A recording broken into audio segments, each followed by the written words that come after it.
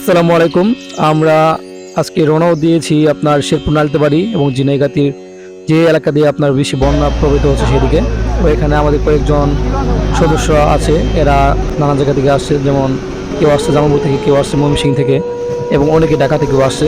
তো এখানে দুটা সংগঠন আছে, একটা হচ্ছে সত্য সাক্ষ্য যুব ফাউন্ডেশন এবং আজকের তারুণ্য স্বেচ্ছাসেবক। ওদিকে কি আর অবস্থা খারাপ?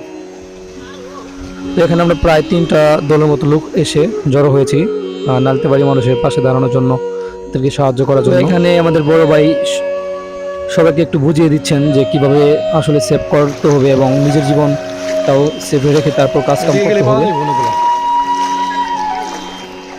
সকালে আসছিল কেউ এখানে? অন্য কোন?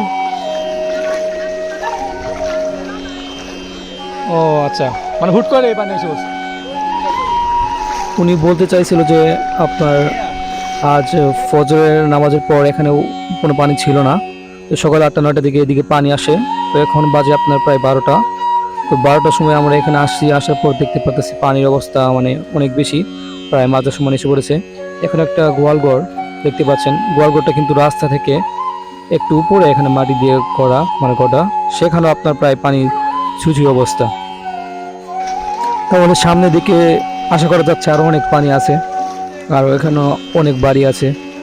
তো অবশ্যই তাদের আমাদের সাহায্য করতে হবে এবং সেই উদ্দেশ্যে আমরা সামনে দিকে এগোচ্ছি। তো গাইস, আপনারা বলতে পারেন এখানে আমরা ব্লগ করতে গেছি, আসলে তা না। তো এখানে অনেকেই মানে কাজে লেগে গেছে, আর যেহেতু আমরা রাস্তা থেকে মাত্র নেমে মানে ভিতরের দিকে যাচ্ছি, সেহেতু এখানে আশেপাশে কোনো মানুষের হেল্প লাগতেছে না, বিদায় ফোনটা একটু দূরে রাখা এবং ভিডিওগুলো করা, যাতে করে আমার চ্যানেলে ছাড়তে পারি এবং অনেক মানুষ দেখে তারা অনুপ্রাণিত হয়ে আবার এখানে আসতে পারে, তাদের সাহায্য করতে পারে, এই উদ্দেশ্যে মূলত ভিডিওগুলো করা। যতই সামনের দিকে এগোচ্ছি ততই পানি বাড়তেছে। সামনে আমাদের স্বেচ্ছাসেবক তারা কয়েকটা বোঝা মানে বস্তা নিয়ে যাচ্ছে, সেগুলো হচ্ছে ধানের বস্তা। তো সেগুলো মূলত আপনার পানিতে ভিজতেছিল, তারা সেগুলোকে ধরে একটু উঁচু জায়গায় নেওয়ার চেষ্টা করতেছে। কোন জায়গায়? কোন জায়গায় ভাই? একটা কোন জায়গায়? সামনে তাড়াতাড়ি যাও, তাড়াতাড়ি যাও, দেরি করা যাবো না।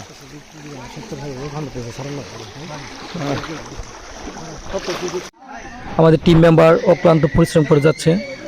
আসো আসো আসো, সামনে বলে আটকা পড়ছে একজন। তো সামনের দিকে আসার পর হঠাৎই মনে হলো এখানে আপনার মাছ মারার একটা আনন্দ উৎসব হয়ে যাচ্ছে, কারণ যেদিকে যাচ্ছি সেদিকে দেখি অনেকেই আপনার ছিপ জাল দিয়ে মাছ ধরতেছে।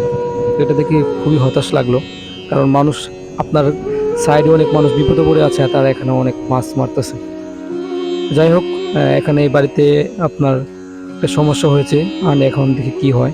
সামনে একটা ফ্রিজ আপনার পানিতে হয়তো চুবে আছে, অথবা একটু কাজ কাম থাকতে পারে। তো ওইখানে সামনে বাসায় যাব, যা দেখবো বাড়ির অবস্থা কীরকম এবং বাড়ির কিছু মাল টানা থাকলে সেগুলো আমরা সেফ জায়গায় রাখার চেষ্টা করব।